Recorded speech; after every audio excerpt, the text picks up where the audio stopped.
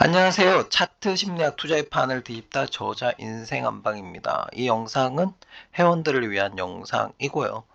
약간의 인사이트가 들어가 있으니까 여러분 투자하는데 좀 도움이 될 거라고 생각이 듭니다. 오늘 제가 가져온 종목은 WTI 원유 선물인데요. 조금 변화가 있는 것 같아요. 자, 일단 WTI 원유 선물, 모든 산업에 들어가는 원유입니다. 단순히 에너지 원으로 보고 투자하시면 큰일 납니다. 모든 산업에, 그러니까 플라스틱, 그 다음에 비닐, 모든 제품에 원유는 들어갑니다. 그리고 공장을 돌리려면 에너지가 필요하고요. 그래서 특히 한국같이 이제 원유가 전혀 없는 수입 국가 같은 경우에는 굉장히 타격을 받기도 하죠. 그래서 주식 투자 하시더라도 원유 선물과 외화는 기본적으로 볼 줄 아셔야 되고요. 기본적으로 계속 주시를 하고 계셔야 됩니다.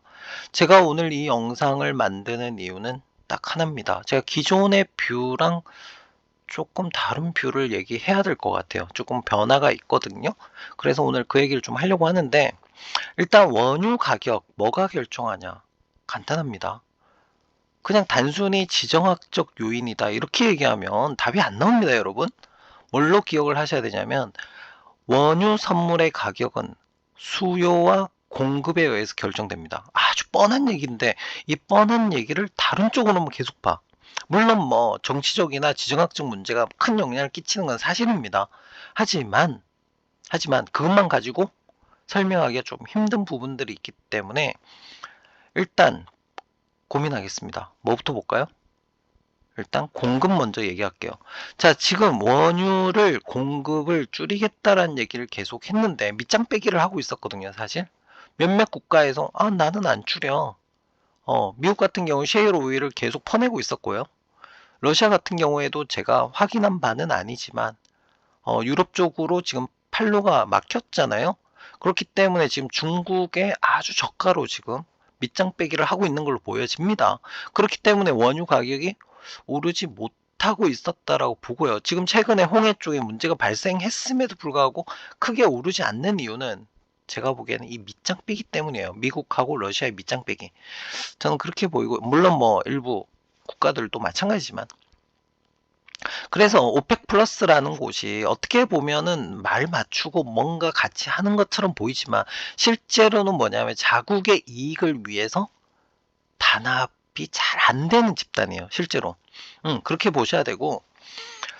자, 그래서 공급 측면에서 봤을 때 지금 변화가 생긴 게 뭐냐면 일단 홍해 쪽에서 지금 길이 뭐 열렸다 풀렸다 하고 있지만 불안한 건 사실이고요. 일부 해운사들 같은 경우에 지금 뭐 아프리카 지금 어디죠 저기? 희망봉? 예. 저기를 돌아서 가고 있단 말이에요.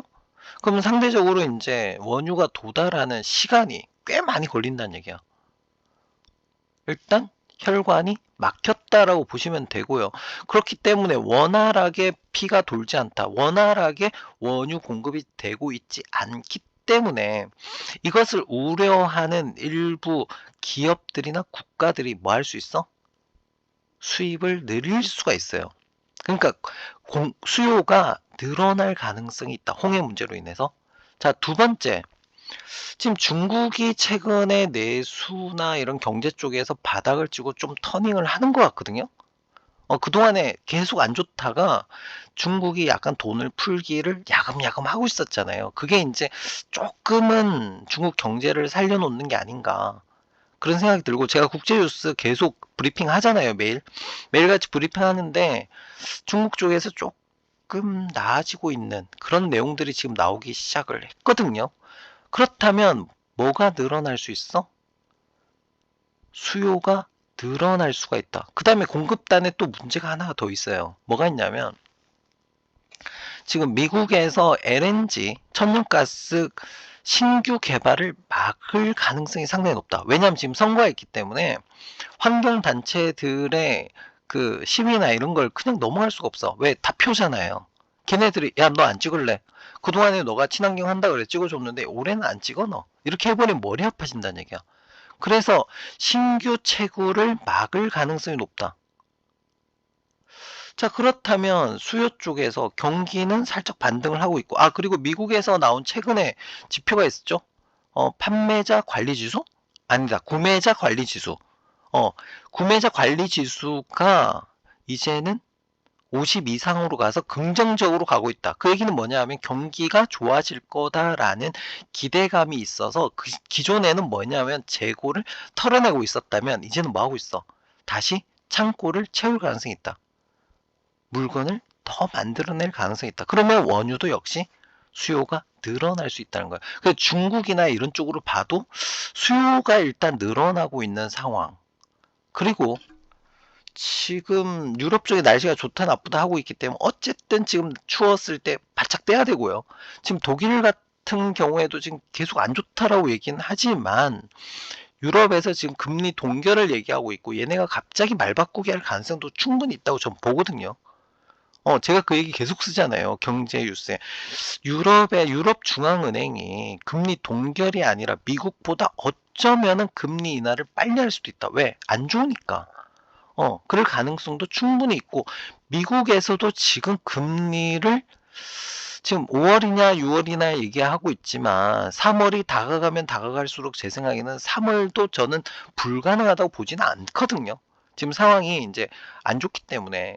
그래서 여러 가지 측면에서 봤을 때 제가 기존에는 원유 선물을 어떻게 봤냐면 박스권이다. 이평선 박스권이다라고 얘기를 했고 이 안에서 움직일 것이다 라고 얘기를 했는데 박스권을 조금 넓혀줘야 될 것 같다. 이런 생각이 들어요.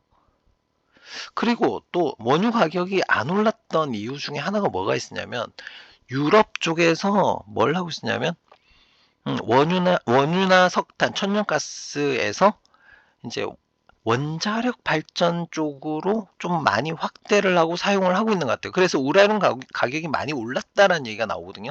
그러니까 발전량이 늘어나고 있다. 그래서 이제 원유 가격을 또 못 올랐었고 천연가스가 그래서 또 못 올랐던 것도 있었어요. 그런데 지금 현재 가동하고 있는 것까지는 어떻게 가동이 되는 거지만 추가로 뭔가 신설을 하는 데는 아무래도 시간이 좀 걸린단 말이야. 바로 이게 되지는 않는단 말이죠. 그렇다면 기존의 가격에서 어떻게 떨궈 놓았던 상황이 만약에 더 이상 추가로 신설을 할 수 없다면 원자력을 신설할 수 없다면 지금 현재 가격에서 더 올라갈 가능성은 충분히 있다. 기존에 이제 천연가스 가격이 떨어졌던 이유는 원자력 발전의 양이 늘어났기 때문에 기존의 시설을 더 많이 썼기 때문이고 앞으로 원자력을 더 증설하면은 물론 더 떨어지긴 하겠지만 아무래도 그 시간이라는 게 걸리잖아요. 그러니까 바로 반영되지는 않는다고. 그렇다면 현재 상황에서 여러 가지 측면을 봤을 때는 제가 볼 때 원유가 그렇게 많이 오를 것 같지는 않지만 제가 기존에 잡아놨던 그 이평선 안의 간격보다는 아무래도 좀 위로 더 갈 가능성이 있지 않을까라고 해서 조금 더 열어놔야 될 것 같다라는 생각에서 만든 영상이에요. 제가 왜 이 영상을 만든지 이해하시겠죠? 자, 그렇다면 그리고 그 최근에 SK 이노베이션이 조금 올라가기 시작하잖아요. 그러니까 얘가 지금 바닥이라는 거거든. 걔가 뭐냐, 원유를 사와가지고 이제 뭐 플라스틱이나 비닐이나 이런 거 만들려면 가공을 하는 회사잖아요. SK 이노베이션이. 그게 결국 뭐냐면 수요가 조금씩 늘어나고 있다는 걸 의미한다는 거지. 여러 가지 측면에서 봤을 때 내수가 조금 반등한다면 원유에 대한 수요가 올라갈 것이고, 그리고 또 최근에 전기차가 생각했던 것만큼 그렇게 확 퍼지지 않는다는 거거든요. 유럽 쪽에서는 하이브리드 차를 더 선호한다 그러고, 맞죠? 그래서 지금 테슬라 가격이 떨어지고 있는 거잖아. 그런 면에서 봤을 때 우리가 생각했던 그 정도의 전기차의 확산이 빠르게 진행되지는 않을 수도 있다. 라는 것도 생각을 해야 된다는 거지. 그래서 여러 가지 측면을 봤을 때 일단 원유 가격은 제가 생각했던 것보다 조금 더 위로 잡아야 될 것 같아서 제가 분석을 다시 했습니다. 이거 한번 보시죠. 제가 원래는 뭐였냐면 원래는 이 이평선과 그 다음에 밑에 이평선, 원래 제가 잡은 게 이거였어요. 이 안에서 움직일 것이다. 여러분 크게 걱정하지 않으셔도 됩니다. 그리고 제 예상이 어느 정도 맞았어요. 이 안에서 움직이고 있었고요. 몇 달 동안. 맞죠? 이평선 안에서 움직이고 있었고 최근에 지금 여기서 밑에서 빡 치고 올라가는 거 보이시죠? 이게 지금 변화가 조금 있다는 거거든. 원유 가격이 조금씩 올라가고 있다는 얘기야. 그렇다면 여기 있는 이 이평선을 뭐 할 수도 있어. 좀 더 올라갈 수도 있지 않을까 라고 생각을 해야 되지 않겠느냐는 거예요. 제 얘기는. 기존에는 이 안에서 노니까 제가 에이 걱정하지 마세요. 그래봤자 박스권이고요. 여기서 왔다 갔다 할 거예요. 라고 얘기를 했는데 그래서 제가 다시 분석을 했거든요. 고점을 좀 높였습니다. 지금 현재 74.7이 여기에요. 74.7. 여기를 일단 돌파를 했고요. 돌파를 해서 이평선 여기 있는데 이걸 왠지 더 갈 것 같다. 왠지 더 올라갈 것 같다라는 게 지금 영상을 만든 이유예요. 그래서 제가 고점을 잡았거든요. 잡았더니 88.2까지 나오더라고. 여기가 88점이에요. 여기까지는 열어놓고 봐야 하지 않을까. 이거 뚫고 가냐고, 100달러 가냐고. 그 정도 경기는 아니에요. 그 정도 경기는 아니기 때문에 이렇게 뭐 90, 100, 뭐 이렇게 120 이거는 저는 아니라고 보고 조금 상단을 높여놓자. 88.2까지는 보자. 조금 더 간다면 89까지는 보자. 90은 넘어가지 못할 것 같다. 라는 게 제 개인적인 생각입니다. 자, 그래서 일단 정리는 요 안에서 움직이지 않을까. 그래서 제가 가격을 잡아왔습니다. 74.7부터 88.2 사이에서 노란색 박스권 안에서 움직이지 않을까. 그리고 모두가 원하는 가격대는 88.2 그러니까 90을 넘어가지 않으면 버텨요. 경제는. 그러니까 이렇게 갈 때 문제 대가리가 머리가 아파지는 거죠. 정말 이렇게 100달러 넘어갈 때 피곤해지는 거지 90달러 미치면은 충분히 경제는 버틸 수 있다는 얘기야. 물론 뭐 일부 기업 같은 경우야 좀 타격을 받긴 하겠지만 자 어쨌든 정리하겠습니다. 예전까지 제가 잡았던 박스권 가격은 이평선과 이평선 사이 요 박스권을 제가 말씀을 드렸고요. 조금 높였습니다. 하단도 높였고요. 여기서 노란색 박스권 여기까지 74.7에서 88.2까지는 일단 봐야 하지 않을까. 상단을 조금 높이고 하단도 조금 높여놓은 상태입니다.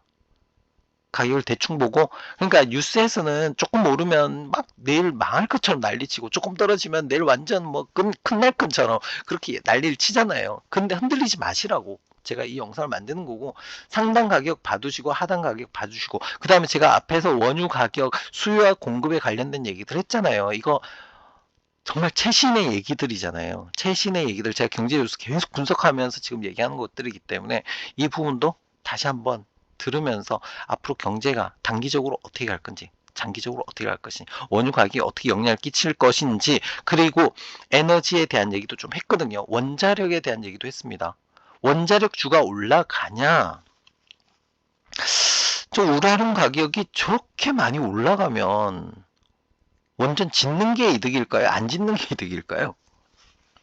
그것도 고민을 해야 된다는 얘기야. 근데 원자력 하나 더 힌트를 드리자면 원자력의 재료 우라늄 가격이 계속 올라가고 원유 가격도 요 가격대에서 움직이고 뭐 90달러 근처에서 움직이고 천연가스도 지금 많이 떨어졌으니까 같이 올라가겠죠? 대체 원료니까 연료니까 같이 올라가겠죠? 그렇다면 대부분의 에너지원이 가격이 올라간 상태입니다. 그렇다면 어디에 투자해야 되죠? 일단 가장 직관적으로 1차적으로 딱 떠오르는 데가 어디예요? 어디일까요? 제가 회원 전용 영상이니까 말씀을 드리겠습니다. 원유 가격이 올라가고 에너지 가격이 올라가면 뭐가 이슈가 되기 시작하냐면 친환경 에너지가 이슈가 되기 시작해요. 원유 가격이 올라가면 바로 친환경 쪽에 주가가 살짝 움직이는 게 보일 거예요. 그 전까지는 가만히 있던 태양광이 움직이기 시작하는 거죠. 그 다음에 뭐가 움직여? 수소가 아무 이유 없이 움직이기 시작하고 정부에서 뭔가 한다고 발표하고 왜? 친환경 에너지의 기본 개념은 뭐냐면 돈이 많이 들어요. 연료비가 많이 든다고. 그래서 원유 가격이 싸면은 절대 친환경 개발을 안 한다는 얘기거든요. 왜냐하면 싼 싼 거 쓰면 되지. 왜 굳이 비싸게 돈 들여가지고 친환경을 쓰냐고. 이렇게 나온다. 근데 원유 가격이나 우리가 알고 있는 에너지원의 가격이 계속 올라가면, 더군다나 뭐까지 올라가면, 원자력, 우라늄가까지 계속 올라간다면 앞다투어서 뭐 할 수 있어? 다시 친환경 이슈가 대두될 수 있다는 거예요. 거기까지 보신다면 여러분은 조금 먼 미래까지 생각할 수 있다는 거죠. 자, 결론은 뭐다? 원유 가격이 여기서 움직인다. 만약에 이렇게 올라간다? 그러면 어떻게 해야 된다. 이런 계획을 조금 생각해 보시기 바라고, 일단 제가 변수가 없다면 이 안에서 움직일 걸로 보고요. 만약에 이걸 뚫고 올라간다면 제가 다시 영상을 만들어서 올리도록 하겠습니다. 지금까지는 여기까지만 보셔도 충분할 것 같다 라고 말씀드리면 될 것 같네요. 자, 오늘 영상 여기까지 하고요. 회원 영상답게 좀 제가 하고 싶은 얘기는 많이 했고요. 편안하게 얘기하는 거예요, 사실은. 일반 대중한테 공개가 되면은 뭐가 있냐면 또 이상한 또 딴지 거는 사람들이 있고 또 정치 얘기하는 사람들도 있고 괜히 시비 거는 사람들도 있고 막 그래. 근데 회원 영상은 아무래도 제가 좀 편하게 하고 싶은 얘기 좀 만들 수 있는 영상이거든요. 그래서 제가 일반 영상에는 못 올리는 내용들 많이 얘기를 하니까 어쨌든 관심 있게 좀 보시고, 중요한 내용들의 인사이트가 많이 들어 있습니다. 참고해서 투자에 도움이 되셨으면 합니다. 영상 여기까지 하겠습니다. 도움이 되셨다면 열심히 멤버십 유지해 주시면 되겠습니다. 감사합니다. 인생한방이었습니다.